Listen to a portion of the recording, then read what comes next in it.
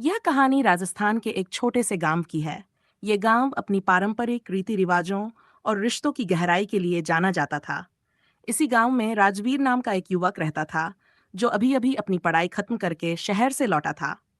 घर में उसकी भाभी सिया थी, जो उसका और पूरे परिवार का बहुत ख्याल रखती थी। सिया और राजवीर का रिश्ता शुरू से ही दोस्ताना और खुशनुमा था, लेकिन समय के साथ उनकी जिंदगी में भावनाओं का एक नया पहलू जुड़ने लगा। पहली मुलाकात और रिश्ता। सिया जब इस घर की बहू बनकर आई थी, तब राजवीर सिर्फ 27 साल का था। वह कॉलेज की पढ़ाई के लिए शहर जा रहा था। सिया ने उसे अपनी छोटी बहन की तरह समझा और दोनों के बीच गहरी दोस्ती हो गई। सिया को राजवीर की मासूमियत और उसके सपनों से प्यार था, जबकि राजवीर को सिया की नर्मदली और सहजता ने प्रभावित किया था। राजवीर जब भी गांव लौटता, सिया उसकी हर जरूरत का ख्याल रखती। दोनों में हंसी मजाक और गपशप का सिलसिला चलता रहता। सिया उसे पढ़ाई के बारे में पूछती और राजवीर अपनी शहरी जिंदगी के किस्से सुनाता। भावनाओं जम समय बीतता गया। राजवीर अब 6 साल का हो गया था और उसने एक सरकारी नौकरी हासिल कर ली थी। जब वह गांव लौटा, तो उसने सिया को अलग नजरिए से देखना शुरू किया। वह न केवल एक अच्छी भाभी थी, बल्कि उसकी खूबसूरती और व्यक्तित्व ने भी राजवीर को अपनी ओर खींच लिया। दूसरी ओर सिया भी राजवीर की देखभाल और उसके बदलावों को नोटिस कर रही थी। वह खुद को रोकने की कोशिश करती, लेकिन राजवीर की बातें और उसका साथ उसे सुकून देता था। संघर्ष और दूरी। एक दिन परिवार में एक शादी थी।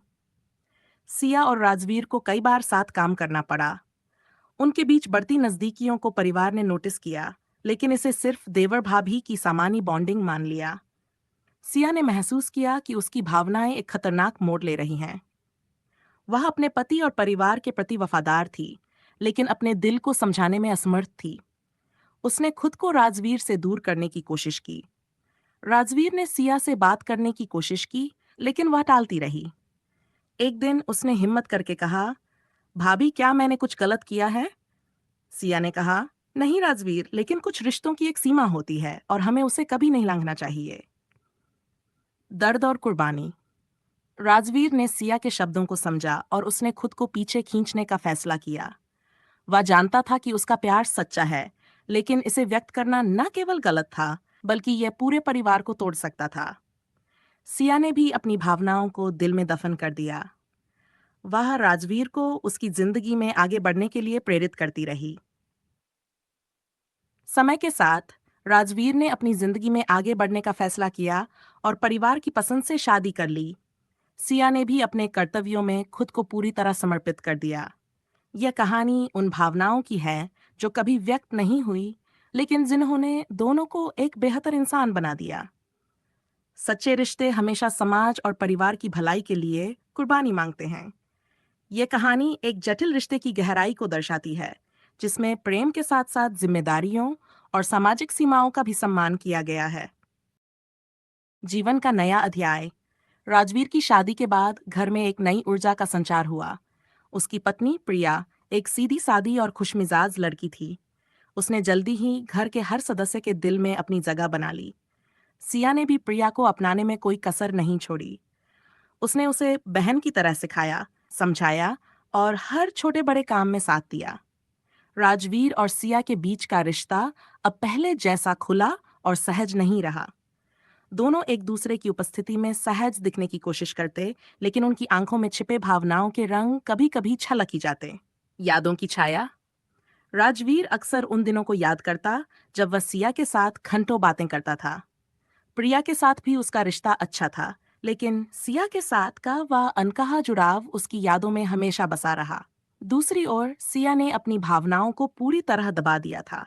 उसने अपने मन में यह स्वीकार कर लिया था कि कुछ भावनाएं अधूरी ही ठीक होती हैं। एक दिन घर के आंगन में जब सब लोग मिलकर हंसी मजाक कर रहे थे, प्रिया ने सिया से कहा, दीदी आप तो इस घर की जान हैं। आपके बिना यह परिवार अधूरा है। सिया ने मुस्कुराकर जवाब दिया, लेकिन राजवीर की नजरें उसकी ओर टिक गई। उसे एहसास हुआ कि सिया ने अपने प्यार और अपनी खुशी को परिवार के लिए बलिदान कर दिया है। एक नई शुरुआत। समय बीतने के साथ सिया ने खुद को पूरी तरह परिवार के प्रति समर्पित कर दिया। उसने घर की हर जिम्मेदारी को बखूबी निभाया और अपनी खुशियों को दूसरों में ढूंढ लिया। राजवीर भी अपनी शादीशुदा जिंदगी में स्थिरता लाने की कोशिश कर रहा था। एक दिन जब राजवीर शहर में किसी काम से गया था, तो उसे वहां एक पुरानी किताब की दुकान मिली। वह किताबें देखने लगा और उसे एक ऐसी किताब मिली जो सिया को पसंद थी। उसने वह किताब खरीदी और गांव लौटने पर सिया को उपहार में दी। सिया ने किताब देखकर मुस्कुरा दिया। वह जानती थी कि राजवीर अब भी उसे समझता है और उसकी छोटी छोटी खुशियों का ख्याल रखता है। एक अनकही समझ। सिया और राजवीर के बीच अब शब्दों की जरूरत नहीं थी। उनके बीच एक अनकही समझ बन चुकी थी। वे दोनों जानते थे कि उनकी भावनाएं कभी एक नाम नहीं ले सकती, लेकिन उनका रिश्ता सम्मान और समर्पण का प्रतीक बन गया था। प्रिया ने भी धीरे धीरे ये महसूस किया कि सिया और राजवीर के बीच कुछ खास है। हालांकि उसने इसे गलत तरीके से नहीं लिया। उसने इसे सिया के प्रति राजवीर के आदर और भावनात्मक जुड़ाव के रूप में देखा। समाप्ति की ओर। कई साल बीत गए। सिया ने परिवार में अपनी भूमिका को बखूबी निभाया। उसकी मेहनत और त्याग ने पूरे परिवार को एकजुट रखा। राजवीर भी अपने काम और परिवार में संतुलन बनाए रखते हुए एक अच्छा पति और बेटा साबित हुआ। इस कहानी का अंत कोई सुखद या दुखद नहीं है।